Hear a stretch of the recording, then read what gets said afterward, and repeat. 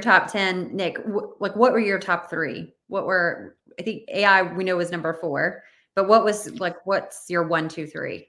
My number 1 was, and again, it was just like those big booths. I mean, like, but the interesting part, especially with SAP, is it surrounded itself with vendor partners where they weren't investments, I don't believe, on the part of SAC, but they were preferred partners. And so I thought that was really interesting because there were some really actually great technologies.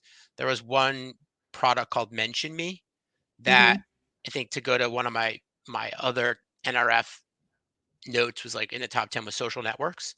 So I think that the big get better, but they're looking outside to make their ecosystems more competitive with Shopify. I thought that was really interesting. Yep.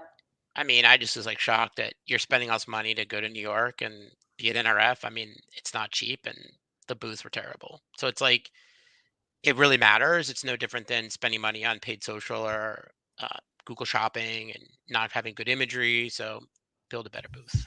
Did they spend too much money to get there? And then you're like, the imagery was bad? Like, what happened? Yeah. They didn't merchandise the storefront? What? I'm finding it's crazy how much inbound RMW is getting now on help from D2C, B2B, because I think people are recognizing where their deficiencies are. Yeah. This is a place in B2B marketing I don't think people recognize. You have to literally, you want a concierge spirit to take your coat and get you a coffee and bring you in and get you well, it's about my level, so I'd happily do that. Going to bring you through number 3.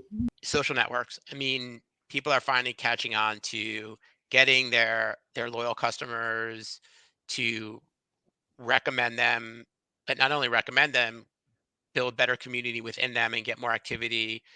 And I think that people are recognize the beginnings of this peer-to-peer. I think that there's a whole new selling model through the affiliate network. And I think Klarna, who was really a buy now, pay later, has morphed into a gigantic affiliate, no better sort of than that. So I think social networks are big.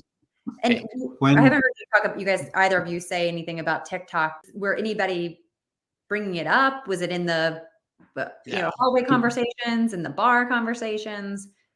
There's no marketing suites at all or marketing technologies there that I saw, Nick. I actually hosted a webinar with TikTok yesterday, and they're really bullish over here. But I didn't really pick up any marketing at all. And I hosted something 2 days ago, a panel with an old friend, and TikTok was right before me, and I caught the end. And TikTok is big in that platform as a connector. I think that NRF is staying clear of TikTok purposefully. Okay. I think that we forget that NRF is a lobby with deep responsibilities to its constituents in Washington. And I think that TikTok is definitely not yet passing the smell test in Washington. So that's probably why I think TikTok would love to have been all over NRF. So they didn't get the invite, is what you're saying? I don't think, I think, no, I didn't see them, to be honest. They sponsor everything here. Like every event going, TikTok are going to be there. They have great representation. They have unbelievable sales decks. Like when you're put through the funnel, you forget you're listening to someone pitching. It's pretty impressive stuff, and that's almost wholesale. The pockets are deep. Deep pockets. I'm going to answer Rick's question.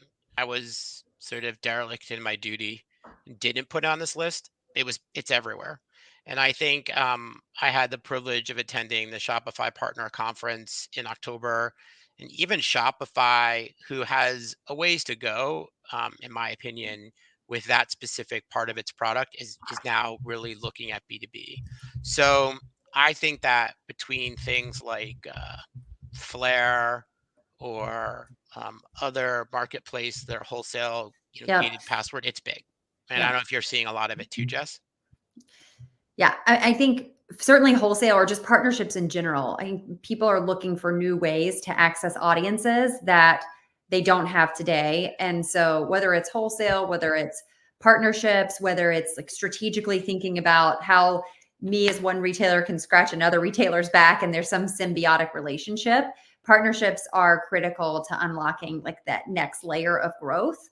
And it's a different way beyond what you were talking about, Nick, with whether it's affiliates or your traditional marketing channels and brand building. I think people are they don't have the dollars to keep spending on these big brand campaigns anymore. And you've got to be really honed in to some ROAS or MOAS, if you're looking at the margin, and these partnerships or some of these other wholesale relationships are ways to unlock it. So I think there's a lot more we can talk about with NRF